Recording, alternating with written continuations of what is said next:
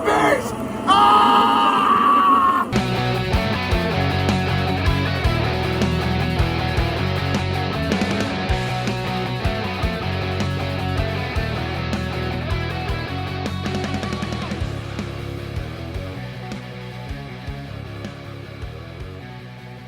Hello and welcome to another episode of Not the Bees, the Nicolas Cage filmography podcast.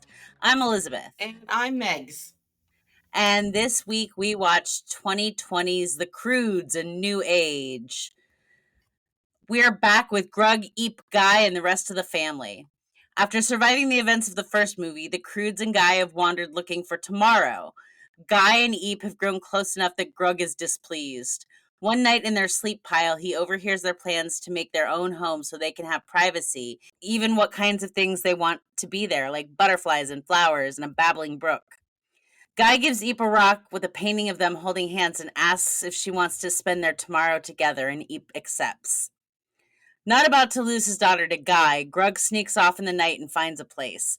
There appears to be some kind of buildings, but they're empty and there's a big wall.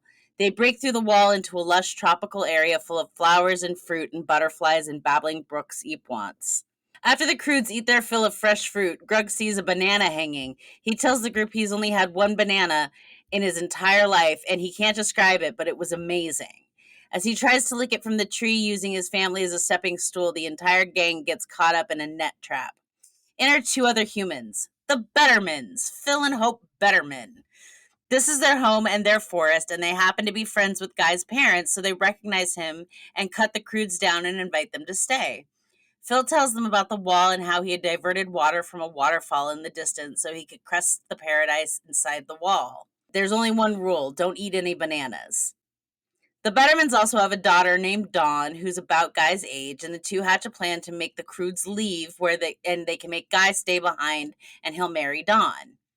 The following day, after the Croods slept in private rooms in the Bettermans' treehouse, Guy is looking very clean and polished and now does his hair like Phil.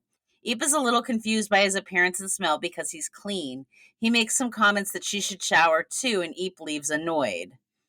After Eep walks off from Guy, Dawn approaches and the two become fast friends. She's entranced by all of Eep's scars, including a missing pinky toe that her dad doesn't know about, as she has a fake toe made out of a peanut shell. Dawn tells Eep she's never been outside the wall, so Eep takes the murder kitty from the first episode, who's still with them, out for a joyride. Dawn is obsessed with the adventure and getting scars like Eep, so it's very exciting when their excursion ends with crashing into some kind of beehive and she gets stung. While the girls are bonding, Uga tries to clean the area they came through the wall the previous night, and Hope approaches with a travel basket and very passive-aggressively tells Uga her and the Croods need to leave. At the same time, Phil has taken Grug to a sauna and manipulates Grug, who hates the civilized way of living anyway, into thinking that the Croods should go and leave Guy with them. Back in their room, Grug is besotted with his new bromance, but Uga is upset because Guy is part of their pack, and Eep would be devastated. As Uga speaks, Grug realizes Phil did to him what Uga is saying Hope did, and they decide to make a plan to leave. But before they go, Grug is getting his banana. As the girls return from their joyride, Guy goes to meet them. He's upset Eep took Dawn outside the wall and she got hurt, but she gives Eep an earful. Eep says she needs to get out. This place is Dawn's cave. But Guy says this isn't her cave. She's not a cave girl, and pulls Dawn away and into the treehouse's elevator. Eep is further annoyed. It's dinner time. When Eep makes it up the tree, she confronts Guy about his behavior and they squabble. Phil interjects and brings up Grug's idea for the Croods to leave without Guy. An argument erupts between the Croods and the Bettermans, and Gran chooses that moment to reveal that her hair is actually some kind of animal, and it jumps down and enters the fray. Eep and Guy fight, and Eep says she doesn't belong here, and that she's leaving with or without Guy. Is he coming?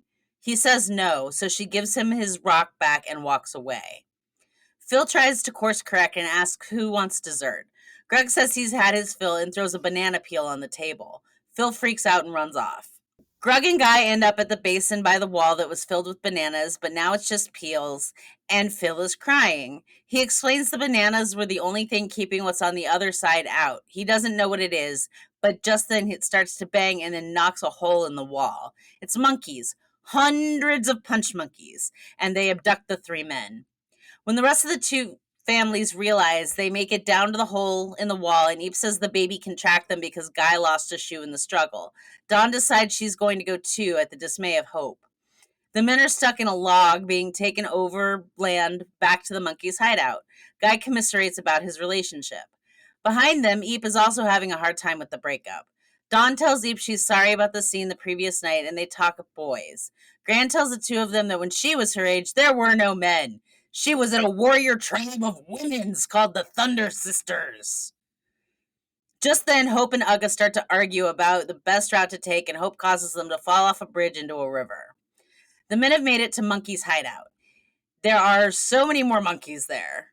Guy is able to communicate with them and translates to Phil and Greg that the bananas weren't for them. They were for a monster that hunts them because their home dried up and all the bananas died, which happens when Phil diverted the water from the waterfall. And the monkeys learn this because Phil likes to show off. He tries to threaten the monkeys by making a spear with a stick, but the monkeys immediately adapt, and now they all have spears and surround the men. Back in the trail, the women and Thunk have made it to land. The Croods are trying to catch their breath and collect themselves, and they need a plan. Gran sends her hair, called Wigasus, which is hilarious, on one last flight to where the men are. Hope has had enough and freaks out on the Croods and tells Dawn they need to leave, and then runs off, but ends up sliding into a cave where an ice geyser freezes her in place. There's a family of wolf spiders in the cave. They look like a mashup of spiders and husky dogs. Eep is the first to arrive and defends Hope against the animals, but Dawn notices a pup and tells everyone to calm down so the pup can go to its parents. Guy wakes from a nightmare. They're in a cage made of rib bones with the monkeys. Grug is trying to get out, but he can't get through the bones. Phil makes fire and brandishes the torch at the monkeys, but they just take it and make more torches. Wigasus has arrived, though, and sees this exchange and heads back to the women's. Back at the ice cave, Gran helps Hope out of the ice geyser with fire. Uga goes to find Eep and they talk about the breakup. Uga tells her to fight for it. That night, they get Hope to join the sleep pile and she apologizes to Eep and Uga for her behavior. She asks why they saved her and they tell her that the pack stays together. It's all good. The next day, the monkeys tell the men that since they are all out of bananas, they will be the sacrifice to the monster instead. Before he can get the full translation out, Phil interrupts and he and Greg get into a fight where they take each other out with words by calling each other bad fathers.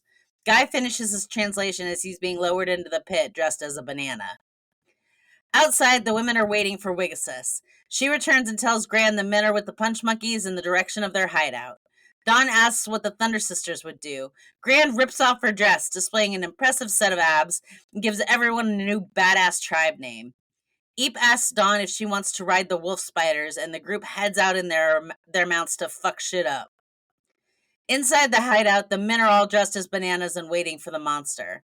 Phil and Grug both take turns apologizing. Guy wishes he and Eep had more time. She's all he can think about now. Grug and Phil comfort him and become friends. Now the monster arrives. The monkeys run away as it climbs the wall. It's a giant monkey, like a King Kong-sized baboon. Right as they go to eat them in, the women show up with amazing music and a badass montage and fuck up all the monkeys in quick order. When they turn on the monster, it puts the men in its mouth, but before it can bite down, Gran sends Wigasus into its nostrils to make it sneeze, which dislodges the men from its mouth. There's a mad dash to escape. Eep leads the big monkey away from their group of the murder cat. Eep gets separated from the cat and tells him to go while she swings from the hanging bones suspended above the monkey hideout. Guy has seen this and saves her right before she gets eaten. They end up on a giant suspended platform made out of the top of another giant monkey skull. Guy says he loves her right before the monster starts pulling on the vines to bring Guy and Eep closer. Just then, the Croods and Bettermans start throwing giant rocks at the monster to get his attention. While his focus is turned to the group, Eep and Guy set fire to the vines holding it in place. As it begins to fall, Eep grabs a hanging vine and grabs Guy so they don't fall. The skull falls into the monster. He loses his grip and falls into a giant cavern in the floor on the hideout. Eep kisses Guy. When they make it to the ground, everyone starts to celebrate, but the monster is able to reach up and grabs Eep by her foot and drags her. All of the humans and some of the monkeys make a chain to pull her away from the monster. At the edge of the hole, Greg is holding fast to Eep's hand. Eep looks down. She tells the monster that's not her real toe, and the peanut shell pops off and the monster falls to its doom. The Bettermans invite the Croods to stay at their treehouse. They invite the monkeys too and tear down the wall. All of the animals also join them. Eep and Guy move into their own room in the tree. Grug has a meltdown over missing her until Sandy, the baby, holds her fist out to him and says boomsies, her first word. Everyone now exists in harmony. Phil and Grug are bros, and the movie ends. They serve everyone banana bread. Jack Black covers I Think I Love You as the credits roll. The end. Megan. Yes. What did you think of this movie? There are very few sequels that end up being better than the first movie. And I haven't seen one do such a good job since The Dark Knight. And this movie does a really good job of upstaging the first one. I agree completely. I loved this movie. It's so much funnier than the first one was. It's so much more well written. It's way better written. Not that the first one was poorly written. It was also very funny. This movie is just much, much funnier.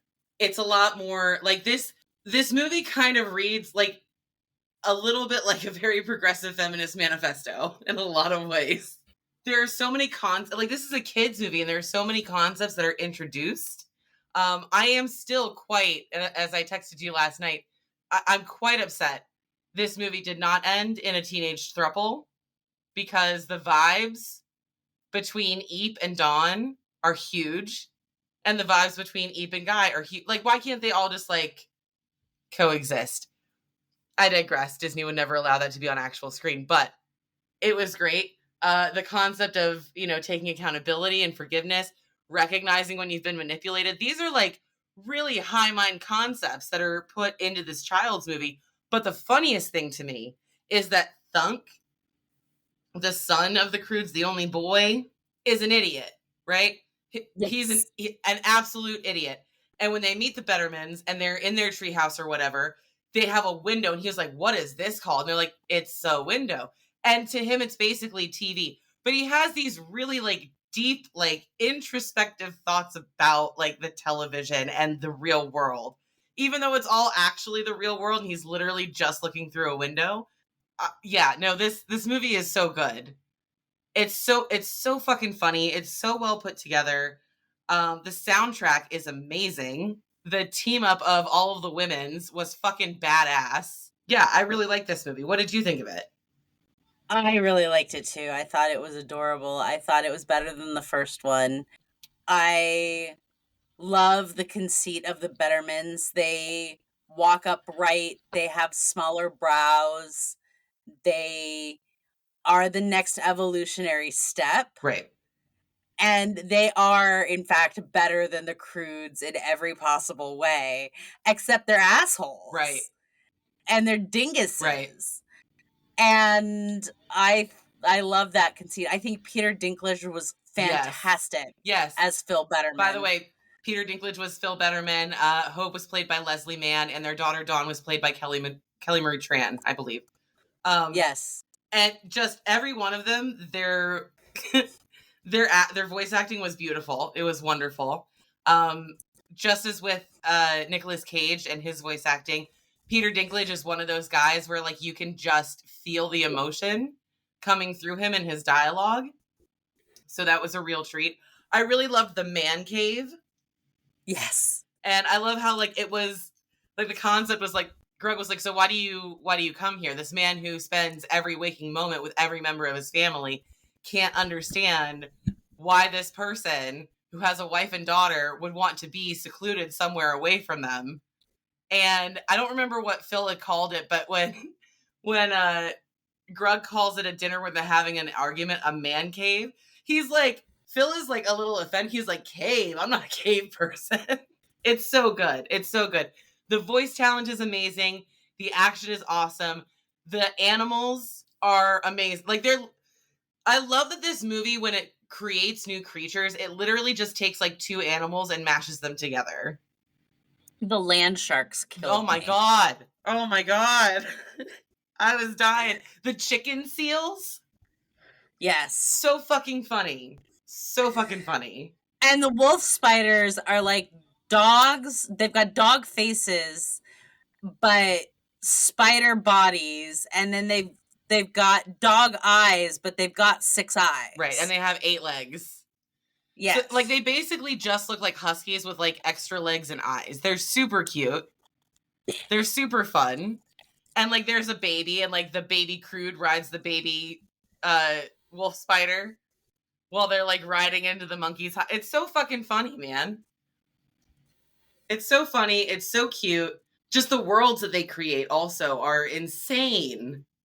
They're so bright and full of color. Yeah, this is just a really enjoyable movie. So what would we rate this movie? I would say it's an A++. I don't know. Oh, I don't know that I'd go plus. You wouldn't go plus? What's keeping you from that? I think the fact that it's animated is what's keeping me from that. Yeah? Yeah, but you're right. It's an A++. I mean, we can go to just an A or an A+. I'm interested in your thoughts on it. Yeah, because it is animated. I think that's what's holding me back from giving it a plus. I think it's a great entry. I think it definitely deserves an A. I just wouldn't go plus. Can we split the difference and go just A+, 1+? Sure. Okay. What would you give the caginess of this movie? Oh, it's an A. It's definitely an A for me too. I would give it an A+. I really enjoy his voice work. I think that it's done. There are things that Nicolas Cage can do with his voice that I don't think he gets a whole lot of credit for. I think he has an amazing vocal range. I think he has amazing control over his vocal cords. Yeah, overall, I as much as I appreciate his acting, I appreciate his voice acting. I think he's great. Yeah, I agree 100%. And again, Catherine Keener knocks it out of the park. Cloris Leachman knocks it out of the park. Love Cloris Leachman in everything. But yeah, that's, I think, going to do it for us this week. The Croods is an A+ entry into the Nick Cage canon. If you, dear listener, thank you so much for listening every week. If you would like to interact with this episode, either through your podcaster of choice, rate, review, like, subscribe, that would be fantastic. We are on Instagram at Not the Bees Pod. We are on Patreon at Not the Bees, and we are now on YouTube at Not the Bees Pod. So you can check us out on any of those. But that's going to do it for this week. I've been Elizabeth. I've been Megs. And we'll see you next time.